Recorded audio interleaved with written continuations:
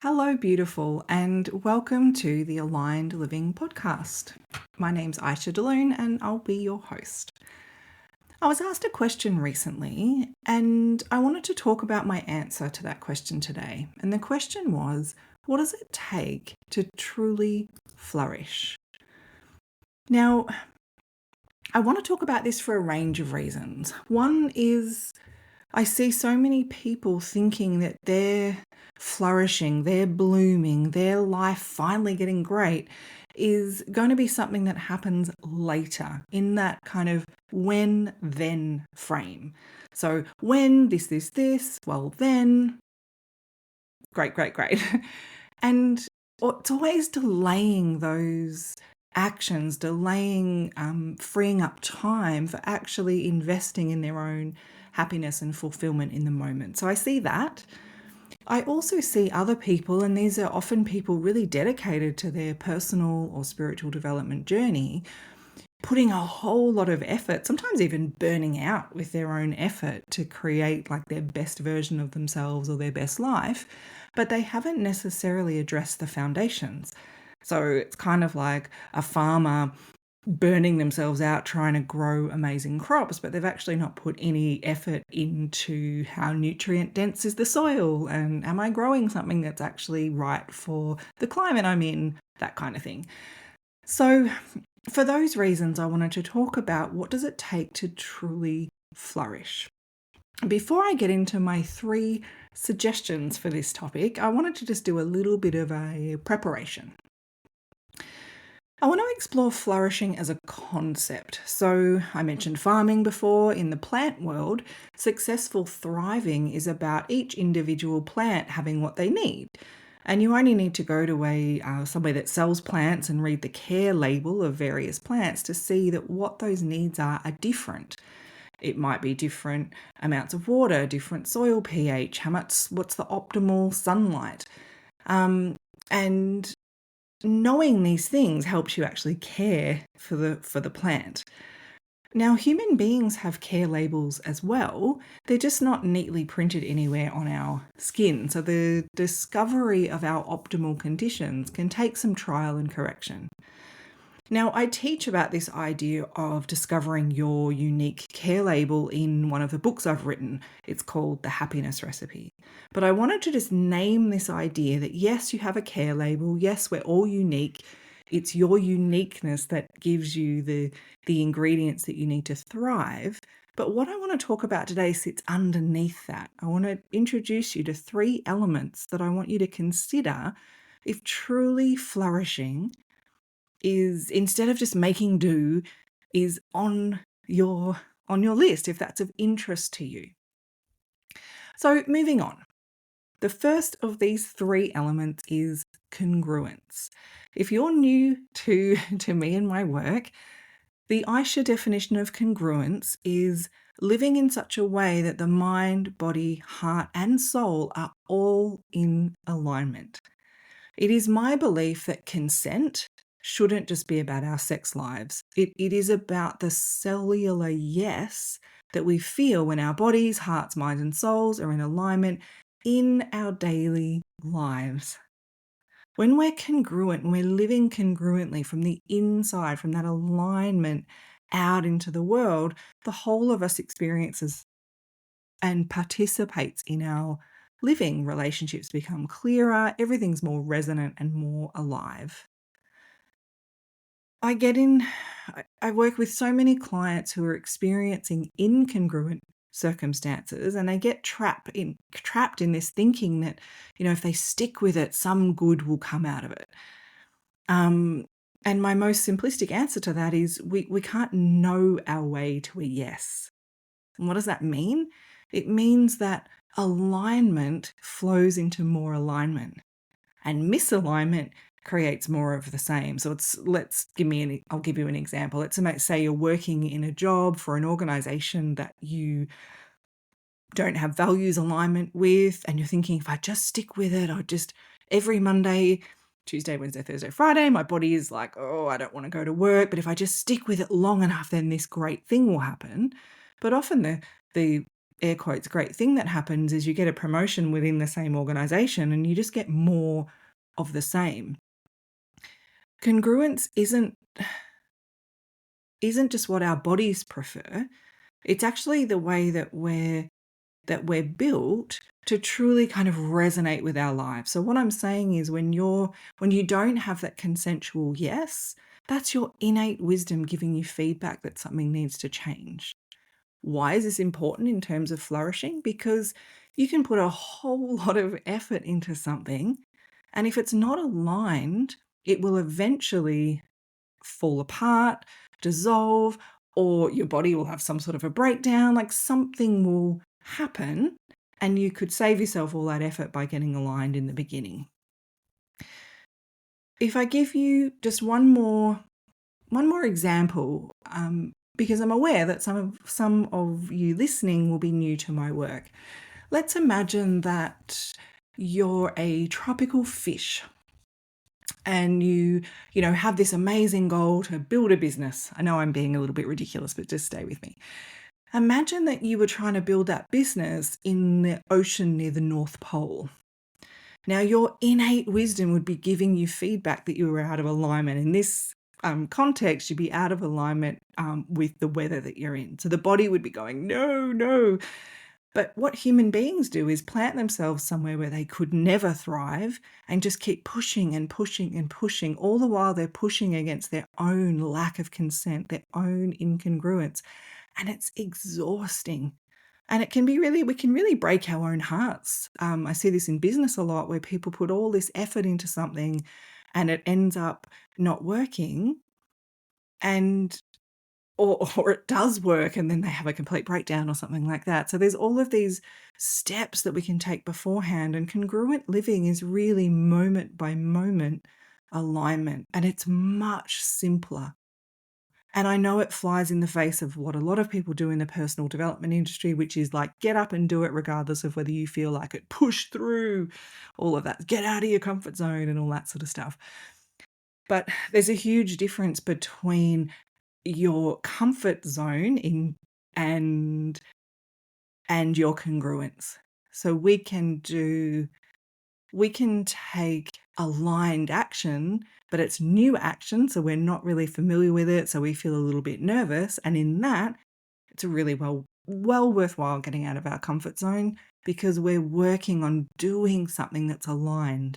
That's incredibly different than the tropical fish pushing through to keep, clapping themselves out trying to build a business somewhere where they can't thrive. They are different. So learning your own congruent signals is really deeply important if you want to flourish.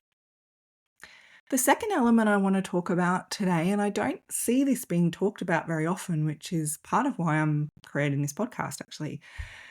The second element is foundations. So flourishing grows from the foundations beneath our choices. So I was talking about the farmer before that would understand that the quality of the soil, the nutrients in the soil, create the nutrient value of what's being harvested. And the same is true for us. So it's not just what we do, but it's about the why we're doing it, the foundations of doing it. So an easy example is you could join a gym to go and get fit, but join from a place of self-criticism. So you join the gym feeling fat, ugly, awful, full of self-judgment, thinking it's the reason why you can't have happiness in your life because you're just not thin or fit or strong enough or whatever it is. So we join the gym hoping that it fixes what's wrong. But often that inner disharmony lingers because it turns out you can actually feel really awful about your body regardless of how fit and strong you are. You can also join a gym because you delight in your body and you want to play more or feel more joy in moving, or you want to hike a mountain or something like that. Similarly, we can put effort into a relationship from a fear of abandonment, or we can put effort into a relationship from a loving curiosity to a desire for deeper intimacy. The actions might look the same, but the experience of them is completely different. And particularly when we bring someone else in, if we're working on a relationship, from that fear of abandonment, the experience is also really different from that other person.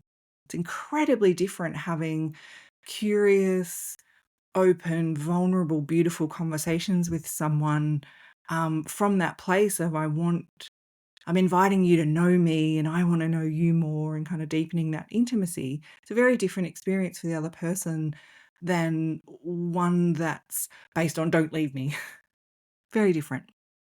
When our foundation is congruent and self-honoring, then the outcome will nourish. That's why I'm talking about it in relationship to flourishing.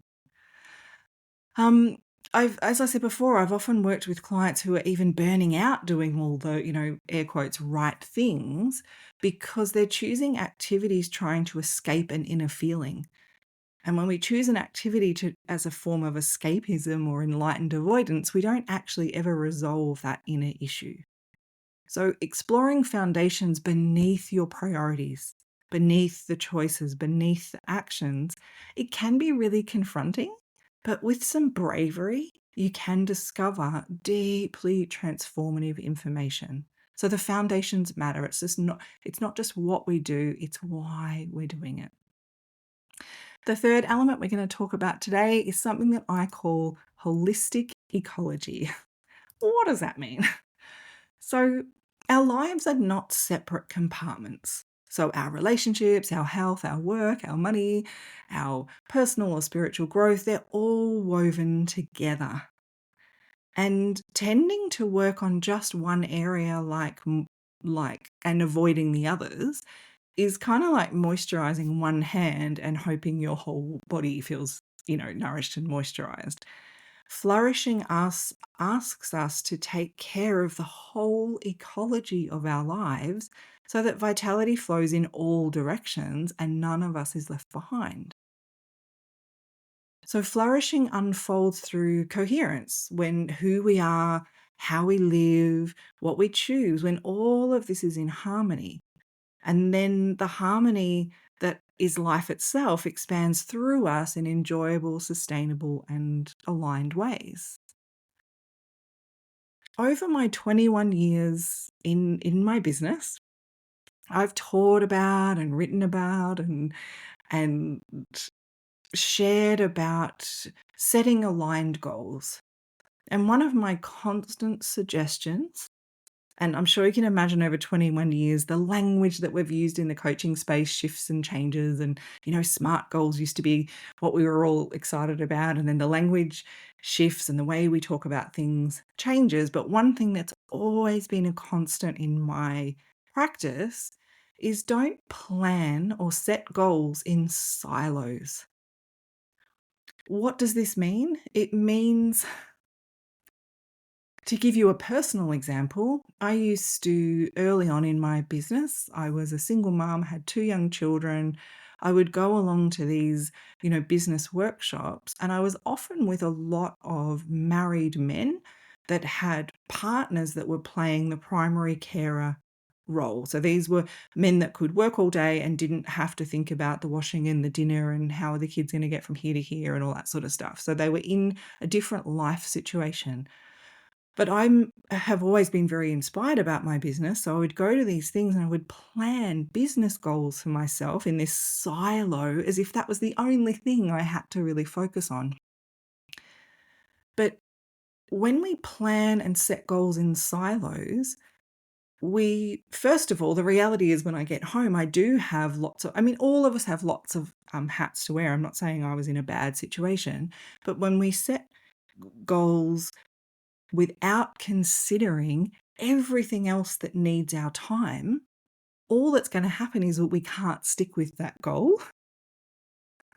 And then we land in a whole lot of self-judgment. And depending on the kind of personal development you've been exposed to, you might be going, oh, I'm sabotaging myself, or you have this whole story when it's like, sweetheart, no, you just forgot that you have aging parents that you care for twice a week, or you've got family, or you've got that situation with your health where you don't have reliable energy levels every day and you made this plan as if you're always the same. So people can, when we set goals and make action plans in silos, we can end up interpreting our lack of accomplishment in really nasty, icky ways, or keep pushing and pushing and pushing in that kind of ignorance to the holistic ecology of our lives. And that does not equal flourishing. So I want you to really think about life as a wholeness and just deeply honor that it's multifaceted. And there's lots of facets of our life that need attention. Now, when we get intentional about this, and I do this with my clients, when we're looking at the holistic ecology, we look at, okay, well, how much time are you going to have to work on this? And if we want to shortcut how long whatever it is we're working on is, well, what other parts of your life can we borrow time from? Do we need to have a conversation with, other people in our lives to just explain, look, I'm going to be a little bit less available for this amount of time. Is that okay? Or it's different for every single person. But when we get intentional, when we dissolve this idea of separate life areas and we look at the whole, the whole wheel of our life, and we set goals with the ecology of all of that in mind, the system that is you in mind, then firstly, we make more realistic goals. And I'm not a fan of that word realistic because it's often used to diminish people. And I've been told many, many times that the things I want to achieve are unrealistic. But the people saying that were people that didn't understand me and didn't understand my goals and just hadn't seen it done. And most of those things I've done. So I don't mean realistic in that don't dream big kind of judgy way. I just mean, well, let's be really honest. Do you want to not have time with your children for the next 2 months? Okay, well, cool. We can't use that time to achieve your goal. Do you still want time to do exercise? Do you still want time in the weekends to see your friends? Great. Well, we can't use that time. So we just get really clear on the whole of you so that when we are looking at that holistic ecology of our intentions, we can see that all of our lives are being watered with our attention, and we have time frames for completion that feel congruent and sustainable, and your nervous system will be so grateful.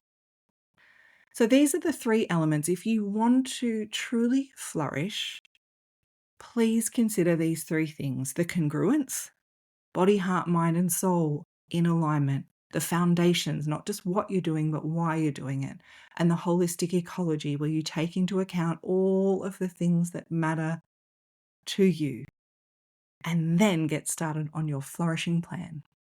So that's it for me today and for this first episode. Thank you so much for joining me. Heartfelt smiles from me to you.